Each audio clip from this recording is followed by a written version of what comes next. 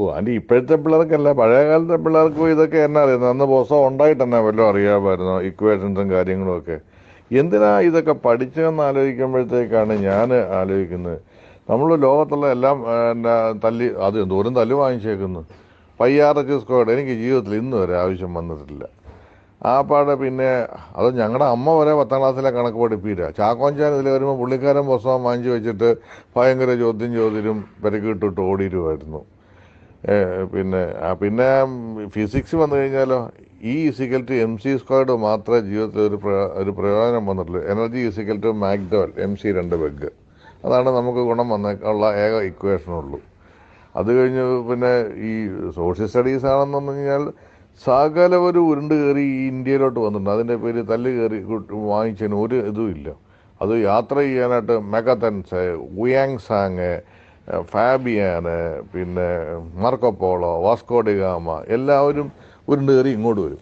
എന്നിട്ട് അവർ വന്ന് അവരിവിടെ എന്നാ ചെയ്തു, എന്തൊക്കെ ചെയ്തെന്ന് ചോദിച്ചുകൊണ്ട് അതിന് തല്ല. ഗാന്ധിജി ഫസ്റ്റാണോ? ഗാന്ധിജി വൈക്കം സത്യാഗ്രഹം, ഉപ്പ് സത്യാഗ്രഹം, ദണ്ഡി യാത്ര, അതിന് ഗാന്ധിജിയുടെ അതിൻ്റെ പേര് തല്ലി കുറേ കൊണ്ടിട്ടുണ്ട്.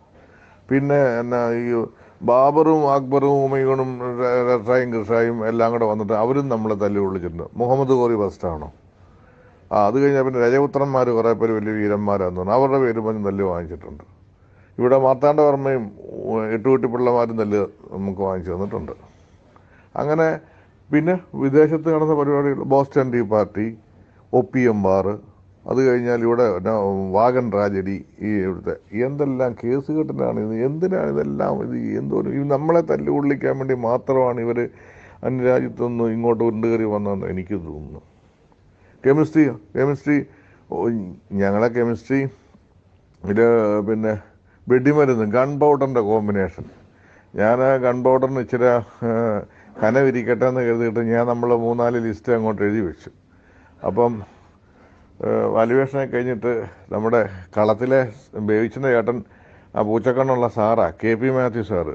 അപ്പോൾ KPക്ക് ഞങ്ങൾ കണ്ടംപൂച്ച എന്നാണ്, പുള്ളിക്ക് പൂച്ചക്കണ്ണും ഉണ്ടല്ലോ. കണ്ടംപൂച്ച സാറ് വന്നിട്ട് എല്ലാവരും പിന്നെ ഒന്ന് കുനിഞ്ഞു നിന്നോണം, നമ്മുടെ 15 മത്തായിച്ചൻ വെടിമരുന്നുണ്ടാക്കാൻ പോവാണ്. ആദ്യത്തെ item powdered concentrated sulphuric acid. എൻ്റെ ഉള്ളിൽ ചോദിക്കുക, എടോ ഇത് എവിടെ കിട്ടൂടോ? ഇപ്പം എന്നോട് ചോദിച്ചാൽ എനിക്കറിയാം അത് പൊട്ടാസ്യം നൈട്രേറ്റും സൾഫറും ചാർക്കോളും ഒക്കെ ആണെന്നുള്ള കാര്യം ഇപ്പം നമുക്കറിയാം. അന്ന് പുസ്തകം നോക്കി പഠിച്ചെഴുതി വെച്ച ഇതായിരുന്നു. നമുക്ക് തോന്നി വെച്ചിട്ട് വീര്യം കൂടാൻ വേണ്ടിയിട്ടാണ് സൾഫ്യൂറിക് ആസിഡൊക്കെ ചേർത്തത്. അങ്ങനെ എന്തെല്ലാം കേസ് കിട്ടുകയുള്ളൂ, ഒരു കാര്യമില്ല. ഇതൊന്നും ആവശ്യം വന്നിട്ടില്ല ജീവിതത്തിൽ.